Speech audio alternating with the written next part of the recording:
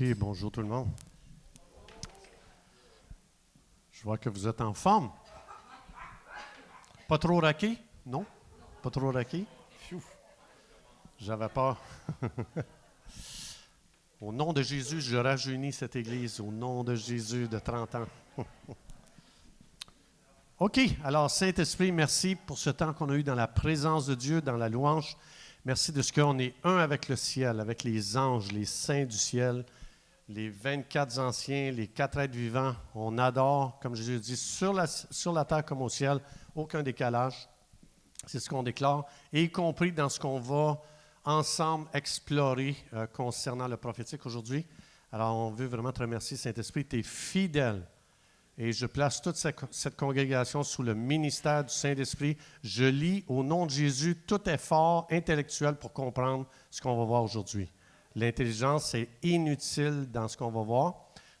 Jésus a dit, je vais être gentil avec vous, je vais vous laisser le Saint-Esprit. Le Saint-Esprit, vous, odégéo. Il va vous conduire dans ce pays étranger et il va vous révéler. Alors, on appelle l'esprit de révélation. OK, d'accord?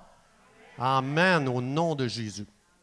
Alors, on a commencé la semaine passée à expliquer comment Dieu veut-il qu'on prophétise dans le corps de Christ, qui est très différent de ce que je prophétise dans ce monde quand je vois, je ne peux pas retourner là, mais j'ai expliqué la semaine passée, quand je vois quelque chose qui n'est pas le cœur de Dieu dans ce monde, j'ai reçu de la part de Dieu l'autorité de lier ce qui n'est pas de Dieu, de délier la volonté de Dieu ou le cœur de Dieu dans une situation. Donc, on ne reviendra pas là.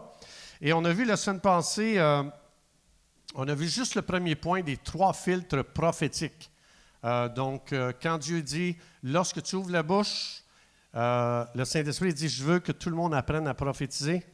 Donc, c'est le cœur de Dieu, je veux que tous prophétisent parce que c'est extrêmement puissant. On a vu la semaine passée, Jésus, quand il a commencé son ministère, il a commencé en prophétisant déjà sur Simon, qui veut dire roseau. Ça veut dire entendre la voix de Dieu, mais ça veut aussi dire roseau au gré du vent. On a vu ça. Et Jésus il a commencé par renverser ce qui se passait dans le monde de l'esprit en prophétisant.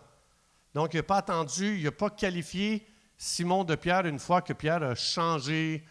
Il y avait plein de fruits dans sa vie. Là, Jésus, il aurait pu dire, ah, là, t'es Pierre. Mais Jésus l'a prophétisé avant que ça arrive. Alors, c'est ça à quoi Dieu nous appelle. Et donc, on a vu le premier filtre prophétique. Lorsque je relâche une parole, cette parole-là doit respecter, elle doit honorer les 3 filtres qu'on va voir.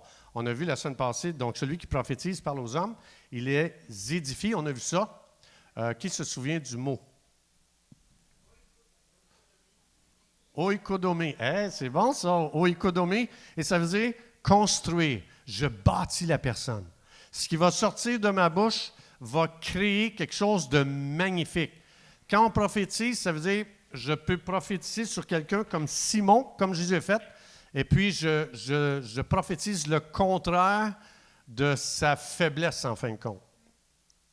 Donc, il y a beaucoup de gens qui vont dire « Ouais, mais si je dis qu'il est fort, puis c'est un rocher, je mens. » Parce que c'est pas vrai, c'est pas ça que je vois. Hein? Il y a bien des gens, moi, je suis transparent puis je dis les choses comme elles sont. Dieu, il dit, ça, c'est pas pour toi. Toi, tu vas prophétiser. Tu diras pas ce que tes yeux voient. Tu diras pas ce que ton âme est arrivé comme conclusion en jugeant cette personne-là. Ça ne sortira pas de ta bouche. Toi, tu vas être quelqu'un qui va changer le monde et tu vas commencer en prophétisant dans le monde spirituel un shift et ce shift-là va prendre place dans le monde physique. Juste une question de temps. Et j'ai expliqué la semaine passée, il faut relaxer une fois qu'on a prophétisé sur quelqu'un, nos enfants, notre épouse, notre époux, je sais pas moi, n'importe qui. Après ça, je relaxe parce que j'ai lancé une semence dans le monde de l'esprit. Je l'ai lancée. Et elle va porter fruit, c'est juste une question de temps. Après ça, je crois à Dieu. OK? Alors, le deuxième filtre. Le premier, oikodomé, qui veut dire, avant d'ouvrir la bouche, sois sûr que ça bâtit la personne. Donc, on ne révèle pas les péchés, les faiblesses des gens. Ça, c'est complètement un autre chapitre. On en parlera une autre fois, si Dieu le veut. Mais là, le but, c'est de prophétiser. Donc, la deuxième chose qu'on voit, c'est qu'il les édifie. Ensuite, qu'est-ce qu'il fait? Il les exhorte. Qu'est-ce que ça veut dire, exhorter? Jean 1, 42. Oh non, ça, je vous l'avais lu. Jésus ici qui a prophétisé, ça aussi. Donc, on avait tout vu ça. Exhorter, ça veut dire, en grec, paraklésis.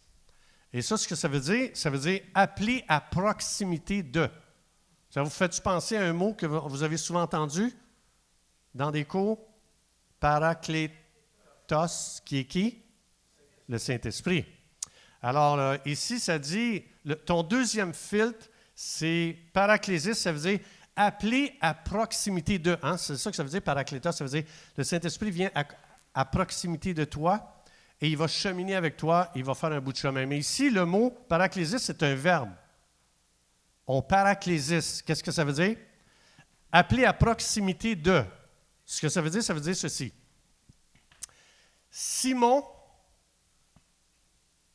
au gré du vent, roseau au gré du vent, il est très, très loin de ce à quoi Dieu l'appelle. Lorsque je prophétise et que je dis, tu n'es pas quelqu'un d'instable, tu es un rocher, qu'est-ce que je fais? Cette parole prophétique-là est en train de l'amener à proximité de ce qu'il est réellement. Il était très, très loin de comment le ciel le voyait. Quand je paraklésis, cette parole prophétique est en train de créer un pont entre ce qu'il est très loin pour l'amener à ce qu'il est. Paraklésiser, c'est ça que ça veut dire. Ne cherchez pas dans le dictionnaire français, ça n'existe pas, ni en grec. Alors, ce que ça veut dire, c'est qu'il y a une telle puissance dans ma bouche. Et c'est ça que le Saint-Esprit veut nous rendre conscients. Il veut nous rendre conscients, ce qui est dans ta bouche est tellement puissant que quand tu prophétises sur quand Jésus a dit, tu n'es pas un roseau au gré du vent, instable, et qui va aller selon ce que la foule, si la foule dit c'est blanc, tu dis blanc, et la foule dit non, c'est noir, c'est noir. Alors, ce que Jésus a fait, c'est qu'il a créé un pont pour aider Pierre de passer à Simon à comment le ciel le voyait. Bon, ça a pris du temps de traverser le pont, vous allez me dire, là, parce qu'après 3 ans et demi, il a renié Jésus dans le temps que Jésus en avait le plus besoin. Roseau, hein? La foule dit « Crucifie-le! » Oh non, je n'y appartiens pas, je n'ai jamais fait partie de sa gang, c'est ce que ça veut dire, roseau. Alors, quand je prophétise, je suis en train de rapprocher, je suis en train d'amener cette personne-là à proximité de ce qu'elle est réellement. Donc, ce que ça veut dire, dans le monde spirituel, il y a un pont qui s'est créé et ça devient, je facilite la traversée de cette personne-là pour devenir ce qu'elle est appelée aux yeux de Dieu. Je ne sais pas pour vous, mais moi, je trouve ça extraordinaire. Moi, je n'en reviens pas comment, quand tu nais de nouveau, quand Jésus entre dans ta vie, Dieu veut utiliser ta bouche pour changer le monde. Pour amener les gens à devenir la vraie version de ce qu'ils ont toujours été aux yeux de Dieu. Mais tous les amis de Pierre savaient très bien qu'on ne pouvait pas compter sur Pierre. Tous ses amis, lui-même, Pierre, il savait très, très bien. Et c'est pour ça que souvent, on cherche à projeter l'image qu'on veut que les gens aient de nous. « Hey, même si tout le monde t'a renié Jésus, moi, je ne te renierai jamais! » Ça, c'est l'image qu'il voulait projeter. Mais à l'intérieur, c'était un petit gars très fragile, aussitôt qu'il y a un peu de pression, il craque. Et Jésus, par cette parole-là, il a rendu possible à ce que ce gars-là, Simon, devienne un prince magnifique et aux yeux de Dieu, il l'était déjà, mais devenir une manifestation dans le monde physique de ce qu'il a toujours été au ciel. Et c'est pour ça qu'il n'y a personne ici aujourd'hui qui peut dire « Moi, je sais vraiment qui je suis ». Il n'y a personne qui sait ça. Parce que quand je suis né de nouveau, je suis devenu complètement une autre personne que je ne connais pas. Et la raison pourquoi j'étudie la Bible, c'est pour connaître ce que je suis devenu et de commencer à le croire, ajouter foi à ça, pour que je puisse commencer à le relâcher sans effort. Ce n'est pas à coup d'effort qu'on change. C'est quand le Saint-Esprit commence à m'ouvrir les yeux, sais-tu comment le ciel te voit? Ah! Ouais! Parce que tu deviens toujours l'image que tu entretiens dans ton esprit. Si tu dis, moi, je suis un bon à rien, OK. Puisque tu as cette image-là devant toi, tu vas devenir, il est comme les pensées de son âme. Tu deviens ce que tu entretiens comme image. Et c'est pour ça que Dieu nous a donné une image glorieuse pour que si je commence à entretenir l'image que Dieu a dit que j'étais, je vais commencer à relâcher une vie, pas que j'ai essayé de changer. Tu sais, quand les gens disent « Ah, moi, il faut que je travaille sur ma patience, je suis tellement impatient. » Erreur. Tu vas améliorer ta chair. Tu vas améliorer le vieil homme. Tu vas améliorer ce que Dieu a dit. Moi, je l'ai crucifié à la croix. Je ne veux jamais que ton vieil homme devienne patient. Je n'ai jamais voulu ça pour toi. Je t'ai fait nouveau. Et maintenant, la vie chrétienne, c'est de rentrer dans... C'est pour ça que Jésus dit, il faut que je vous donne le Saint-Esprit. Hein, Jean 16, 12. Jésus dit, il faut que je vous donne le Saint-Esprit, sinon vous seriez incapables de rentrer dans une compréhension de ce que j'ai fait de vous.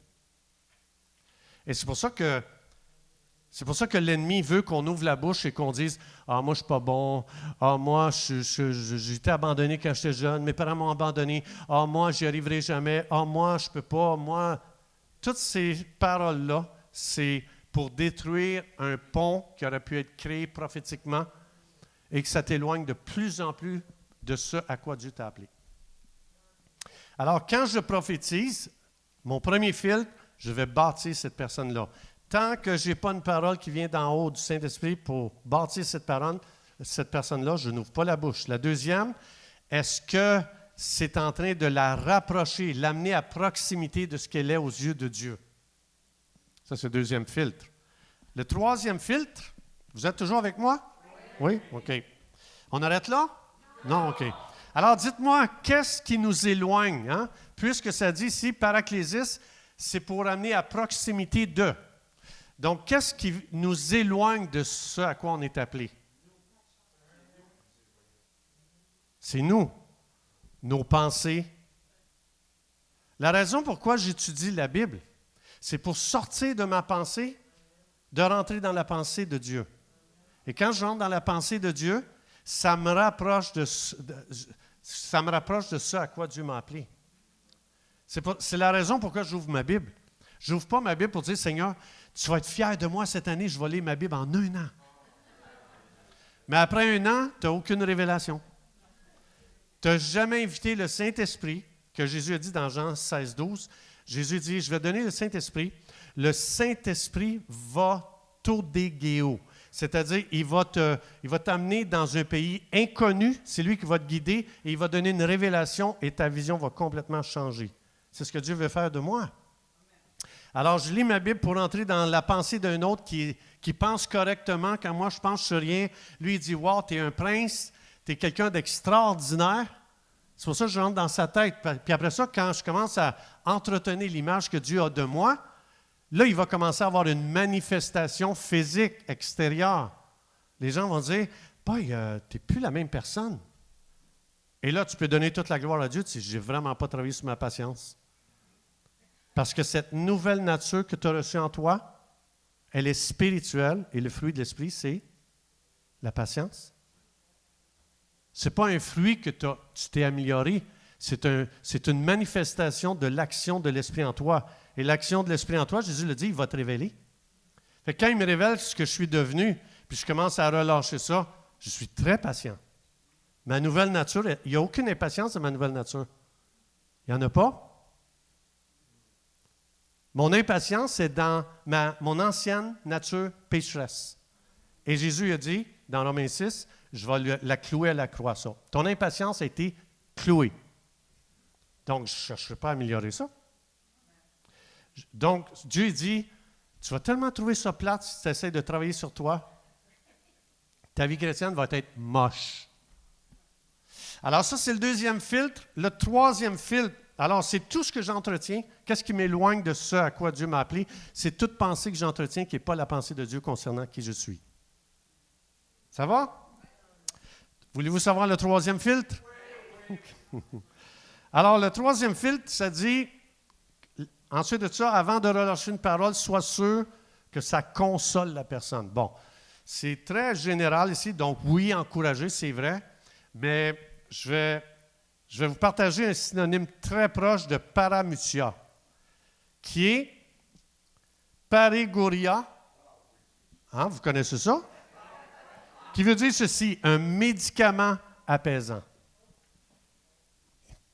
La raison, j'ai été massacré dans ma jeunesse.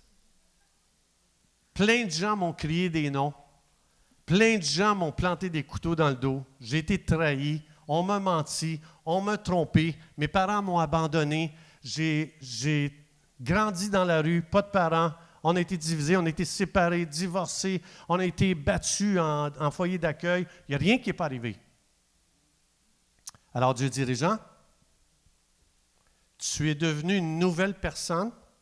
Et quand tu vas rentrer dans la révélation donnée par le Saint-Esprit de ce que tu es devenu de nouveau, ça va guérir complètement tout ce que tu as vécu dans ton enfance.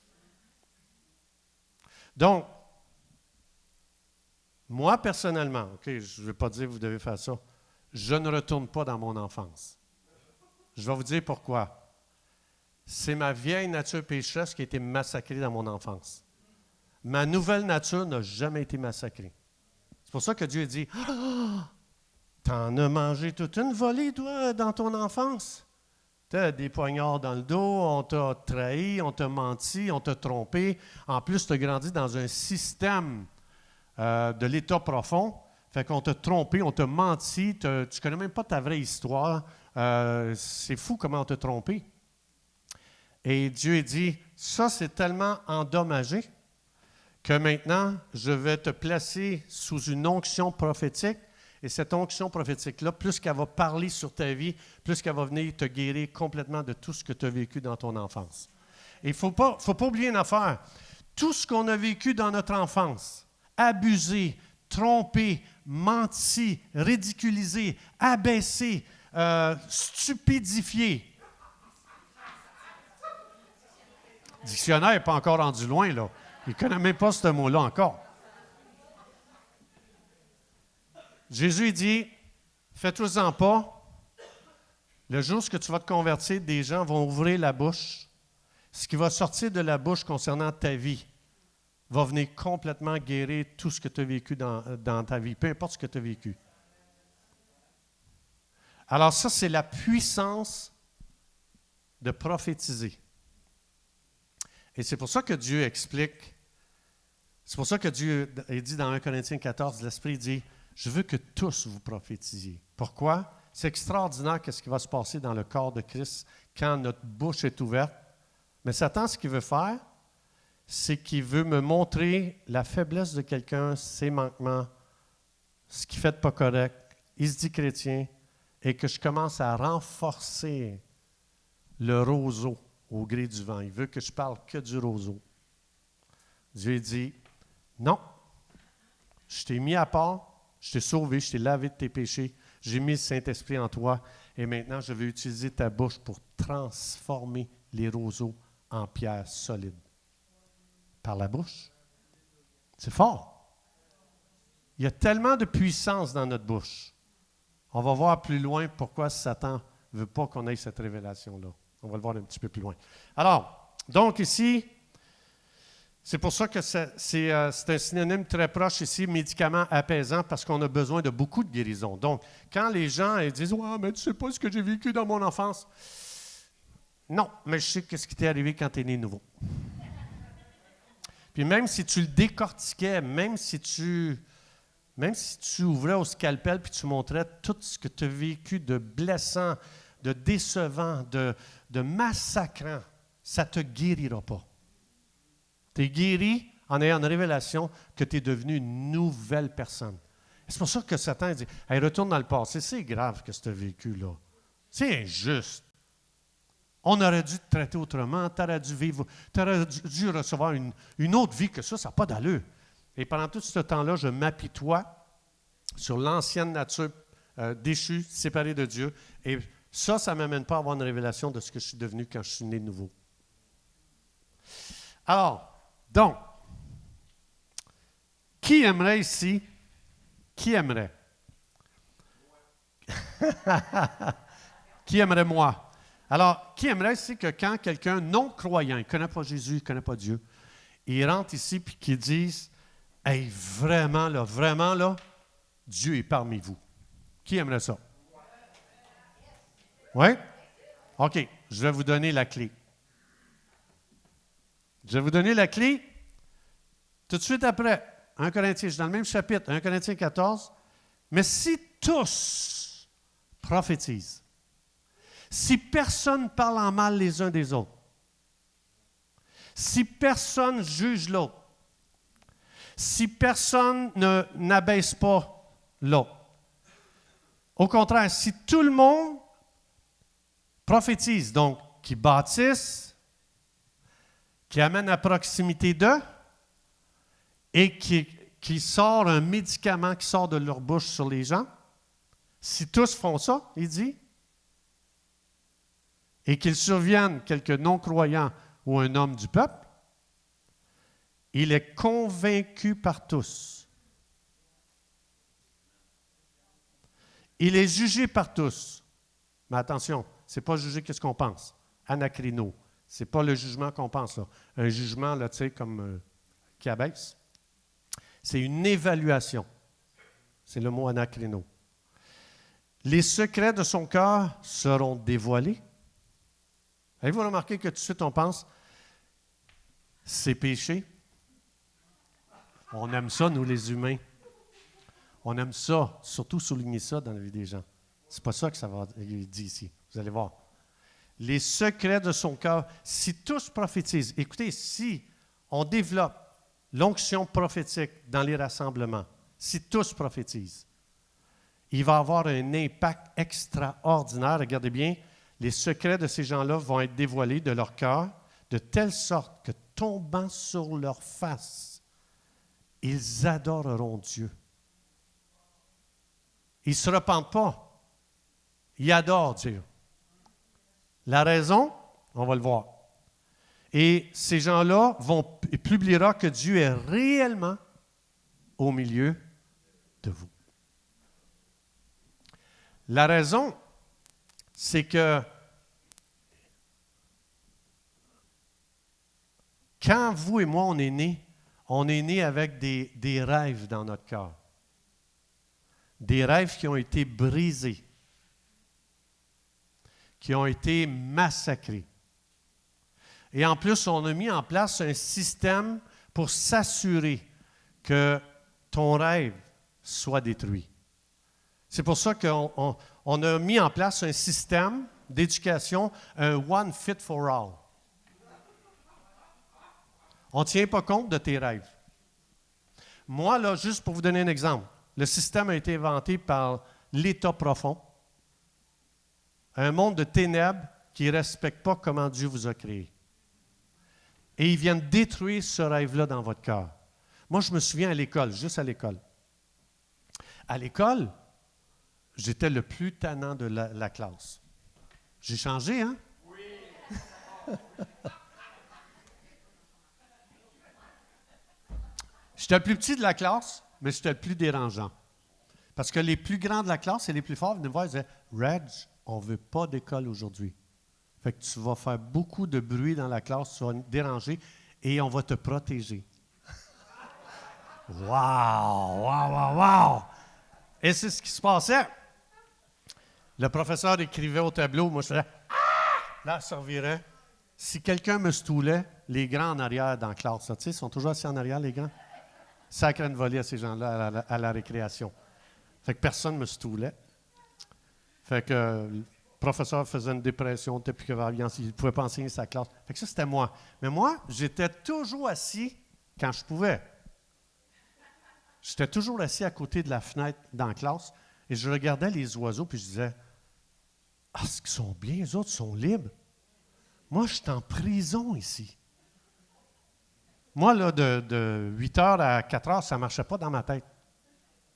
Et une fois, juste pour vous donner une anecdote, je criais comme ça, puis je dérangeais tout le temps la classe, fait que le professeur ne pouvait pas enseigner. Et puis, à un moment donné, le directeur s'est caché, sur le bord de la porte, il y avait toujours une fenêtre. Et quand il a entendu le cri, il a regardé, il m'a vu. Mais comme je vous dis, j'étais toujours à côté de la fenêtre. Fait que j'étais comme dans le milieu, de la rangée, dans le milieu. Et le directeur, il a ouvert la porte tranquillement. Ça, c'est de la torture mentale. Il faudrait que je porte plainte aujourd'hui. Et il y avait des souliers avec des talons. Clac! clac! Hey, moi, le cœur. Et il m'a vu. Fait que le cœur me débadait tellement. Clac! Tranquillement, tu sais. Clac! Clac! Fait qu'il arrive dans la dernière rangée. Et puis, clac! Clac! Fait qu'il arrive à côté de moi. Je suis comme, hey, le cœur, mon ami. Fait que là, il continue. J'ai fait comme, il ne m'a pas vu. Clac! Clac!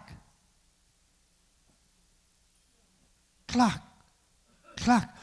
Le cœur encore. Il me pogne par les cheveux puis il me lève de ma place, mon ami. Tu comprends pourquoi j'ai besoin d'une nouvelle nature? J'ai été massacré moi-même à l'école. J'ai vécu des choses horribles. Mais je détestais ça. Le système, je le détestais. J'avais une haine pour le système. Même quand je suis tombé sur le marché du travail, et en plus, c'est pas que j'aime pas étudier, j'aime apprendre. Mais mets-moi pas en prison pour apprendre. C'est ça, moi. Moi, je t'ai fait comme ça. Le rêve à l'intérieur de moi, même en tant que croyant, moi, mon rêve, en tout cas, je reviens pour la job, même moi, là, de 8 à 4 ou à 5, enfermé dans une usine, je n'étais pas capable. C'est impossible. Il y a ce côté free spirit en moi, là, que je n'étais pas capable. À l'intérieur de moi, tu me tues.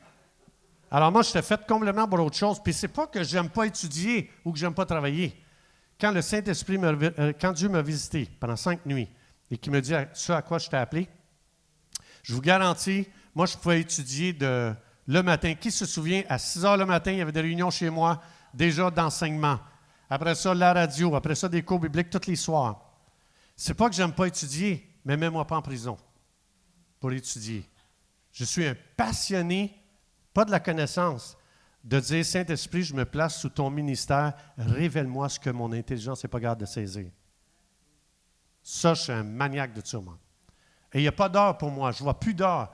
Même quand ici, on avait un collège biblique et puis qu'on enseignait tous les soirs, on n'avait pas besoin de pousser sur les gens. La salle ici était pleine à craquer. Tous les soirs, même le dimanche, toute la journée. Dimanche soir encore, il y avait des gens. Vous vous en souvenez, Denis? Vous vous souvenez de ça? Des gens qui étaient là, M. Christian. Alors, l'idée, c'est que ce rêve-là, il a été mis par Dieu dans le cœur des gens, mais on le tue en mettant en place un système qui fait que tu es obligé de devenir leur idéal à eux.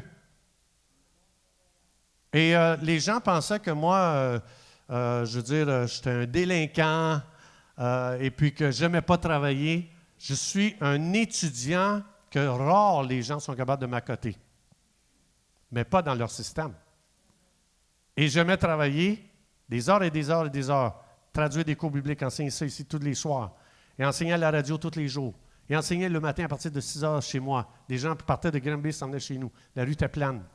Alors, on juge les gens qui ne fitent pas dans le système, dans le cadre qu'ils ont mis, que l'État profond a mis en place, et pour le travail et pour l'enseignement. Alors ici, ce qu'il est en train de dire, c'est que, tu sais, quand tu es jeune, moi je me souviens, tout le monde quand on était jeune, qui a rêvé ici d'être un super-héros quand il était jeune? Hein? Bon, bien, ça veut dire que c'est des rêves que Dieu a mis dans notre cœur. Et ces rêves-là, ce n'est pas par hasard qu'on a ça quand on est jeune, mais on tue la créativité, on tue ces rêves que Dieu a mis dans le cœur des enfants. Et après ça, n'importe qui ne fit pas dans le décor, on les traite de nom, on fait n'importe quoi à ces gens-là.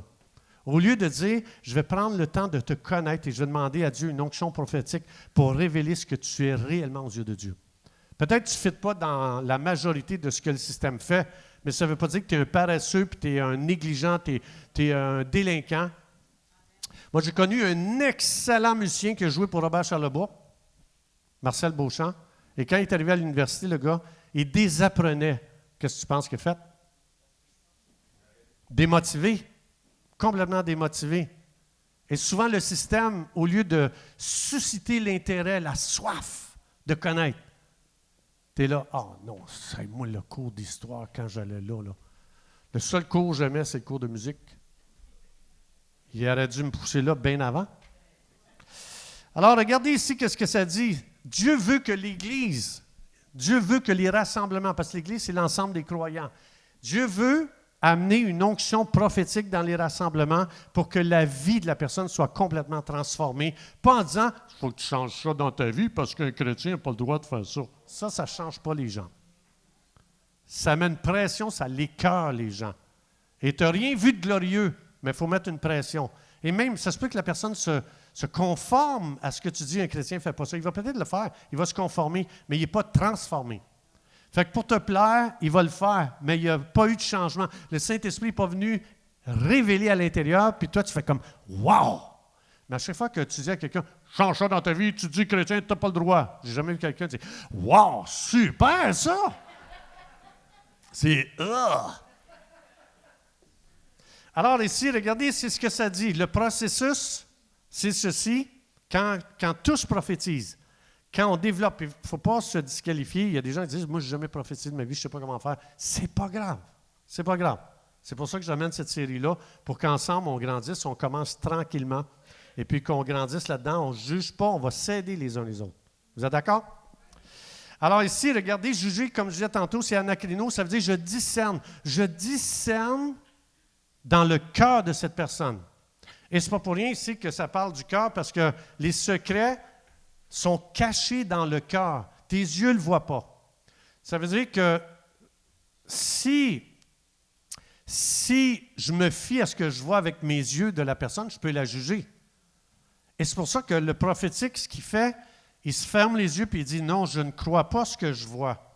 J'ai besoin d'entendre ce que Dieu pense de cette personne-là. » Et tant que Dieu ne m'a pas parlé, qui est cette personne, je n'ai aucune autorité spirituelle pour parler sur la vie de cette personne-là. Mais le jour où Dieu me révèle, paf! C'est sûr qu'il va se passer quelque chose d'extraordinaire dans la vie de cette personne-là. Alors ici, les secrets, c'est crypto, ça veut dire c'est caché, même lui, il ne sait pas. Pierre ne savait pas qu'il était un roc. C'était caché, ça, là. Mais il savait très bien ses faiblesses.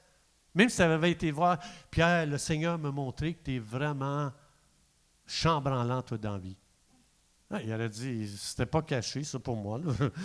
Je me souviens combien de fois j'ai trahi mes propres amis, là. Tu sais, c'est pas caché, ça, là. Mais le roc était caché. Alors, ensuite de ça, c'est pas pour rien que ça dit que les secrets sont cachés dans le cœur, cardia. Ça veut dire c'est caché aux yeux des gens. Et cœur, ça veut dire le siège et le centre de la vie humaine. Alors, ce qu'il veut dire ici, c'est que c'est dans le cœur que les désirs, c'est dans le cœur que les émotions, c'est dans le cœur que la passion qui a été mise par Dieu là, dans le cœur. Et ça, c'est caché. Les rêves sont aussi cachés. Tout a été mis là par Dieu dans le cœur des gens. Alors, ce que le Saint-Esprit, ce qu'il est en train de dire, c'est que le prophétique va rendre visible ce qui était caché à l'œil de l'homme. Alors, ça veut dire que c'est toute une aventure à laquelle Dieu nous a appelés les croyants. Ce n'est pas juste de dire « Seigneur, tu dois être content, je suis allé au rassemblement aujourd'hui, même petit crochet au ciel, il était là, telle date, le 11 décembre, il était là, j'ai chanté des petits chants. Il a jugé l'autre qui dansait aujourd'hui, là, tu sais, le chant, la joie du Seigneur, il dansait, il les jugeait. Dieu dit, ton rassemblement ne vaut rien. Tu n'as pas prophétisé. Et c'est pour ça que Dieu veut que les jugements tombent. Alors, dévoiler, très intéressant, quand ça dit que les secrets du cœur seront dévoilés, c'est phaino, c'est de faire briller ou faire apparaître. Ça veut dire qu'il y a quelque chose qui brille dans le cœur des gens qui est non visible. Le prophétique fait apparaître ce côté glorieux. Rocher, c'était glorieux dans la vie de Pierre, mais caché aux yeux des hommes.